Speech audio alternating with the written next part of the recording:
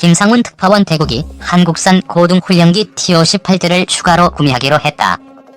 태국 정부는 11일 강요회의를 열고 국방부가 제출한 한국산 초음속 고등훈련기 T-58대 구매안을 승인했다고 밝혔다. 구매액은 88억 바트로 향후 3년간 태국 공군 예산으로 충당된다. 군부 정권 1인자인 프라윕 짠 오차 총리는 강요회의 직후 가기가 한국산 훈련기 추가 구매를 승인했다. 2015년 4대를 구매한 데 이어 이번에 2차로 8대를 추가 구매한다고 말했다. 프라윕 총리는 이어 최근 군부가 잠수함과 전차 등 중국산 무기를 집중적으로 구매한다는 비판을 의식한 듯 이번에는 한국산 무기를 구매한다. 우리가 특정 국가의 무기만 구매하는 게 아니라고 덧붙였다. 제조사인 한국항공우주산업과의 구매 계약은 오는 29일 태국 공군 참모총장이 직접 한국을 방문해 진행할 것으로 알려졌다. 태국 공군은 기존의 노후한 체코산 L-39 고등훈련 및 전술 입문기를 대체할 기종으로 한국산 T-50을 선택했으며 총 16대를 도입해 비행 중대를 구성할 계획이다. 태국은 지난 2015년 4대 T-50TH 훈련기를 1억 1천만 달러에 구매하는 계약을 체결했으며 계약분은 내년 초 인도될 것으로 보인다.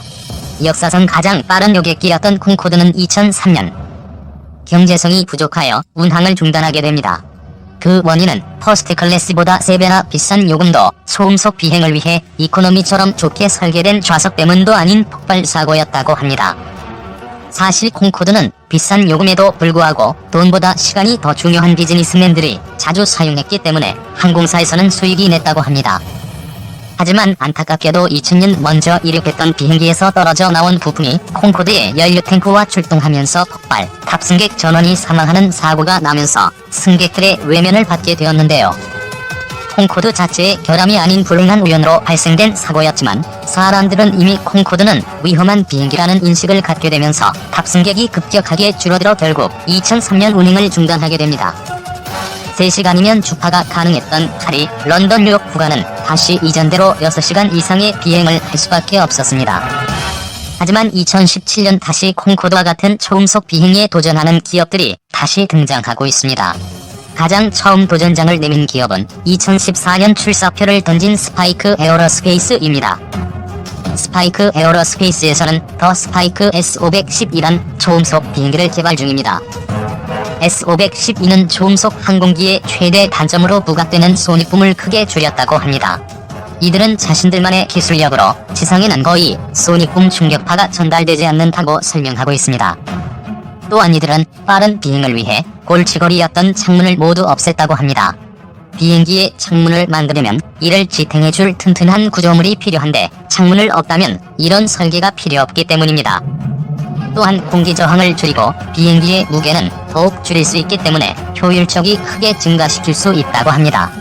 이들은 대신 창문이 있던 자리에 거대한 스크린을 장착했습니다.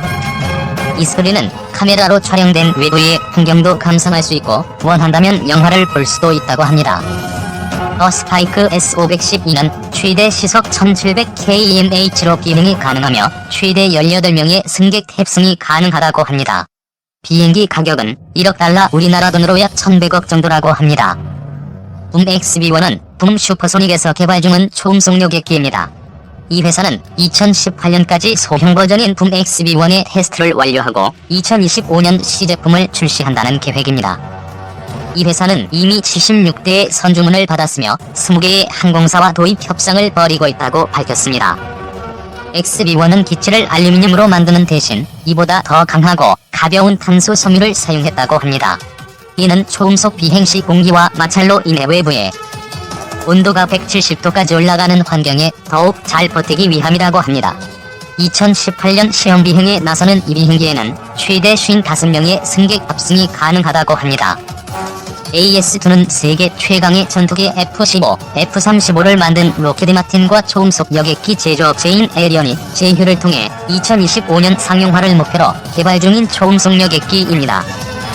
이미 음속의 3배가 넘는 속도로 비행하는 정찰기를 만든 경험이 있는 로키드 마틴이라면 초음속 여객기를 2025년까지 상용화하는데 큰 어려움은 없어 보입니다. AS2는 최대 12명밖에 탑승할 수 없다고 합니다. 이는 효율적인 초음속 비행을 위해 설계된 기체 때문인데요. 실내 공간은 높인 182cm, 너비 230cm에 불과하다고 합니다. 이런 좁은 공간 때문에 럭셔리한 서비스 제공을 위해서 탑승객을 제한할 수밖에 없었다고 합니다. 세계에서 가장 빨랐던 여객기 콩코드를 모르시는 분은 없을 겁니다. 순항 비행 속도 마하 1로 뉴욕 런던 구간을 불과 3시간 20분 만에 주파했었습니다. 점심에 비행기를 타서 저녁에 파리에서 쇼핑하는 겁니다. 시차가 있으니 저녁 식사가 아니라 파리에서의 점심 식사가 되겠군요. 관련 업계에서 초음속 여객기 개발에 눈독을 들일만 한데요. 몇몇이 항공 제조사에서 개발에 착수했고 현재 가시적인 성과가 하나둘씩 나오고 있습니다. 가장 유명한 곳은 붐 테크놀로지의 붐 초음속 여객기입니다. 미국의 스타트업 기업으로 마하 2.2의 초음속 여객기를 개발하고 있지요. 55인용 항공기를 개발해서 샌프란시스코에서 동경을 5시간 반 만에 끊겠다는 야심만만한 계획을 가지고 있습니다. 1인당 편도 비용 $5,000, 우리 돈으로 약 600만원을 목표로 하는데요. 2017년 말 기술 실중기인 XB-1 베이비붐이 초음속 순항 비행에 성공하면서 버진 애틀랜틱에서 10여 대, 일본 항공에서 20여 대의 사전 주문을 받아내는 데 성공했습니다. F터보노가 없는 구형 J-85 엔진 3기만으로 마하 2.1의 순항 속도를 달성했고 스페이스X 펠콘 9에 사용되는 복합 소재 덕분에 153도의 고온을 버틸 수 있다고 하는군요. FAA의 손익붐 소음 규제에 대응하는 소음 억제 기술이 적용될 예정이라고 합니다. 조금 더 작은 기체로 마하 1.5의 저속을 달성하겠다고 계획한 곳도 있습니다. 스파이크 에어로스페이스의 S512와 에어리온이 SBJ2 대표적입니다. 두 기업 모두 초음속 항공기 제작을 위해 설립된 미국의 신생기업입니다. S512는 18석 규모, SBJ는 12석 규모의 초음속 비즈니스 제트기인데요. 2018년 기술 실중기를 제작해서 비행하겠다고 선언한 상태이지요. 거대 군산업체인 록헤드마틴과 보잉 역시 지속적으로 상용 초음속 이용 컨셉을 내어놓고 있는데요. 대부분 2020년대 중반까지는 만들어내겠다고 발표하고 있어 약 10년 뒤면 초음속 비즈니스 제트기를 직접 만나게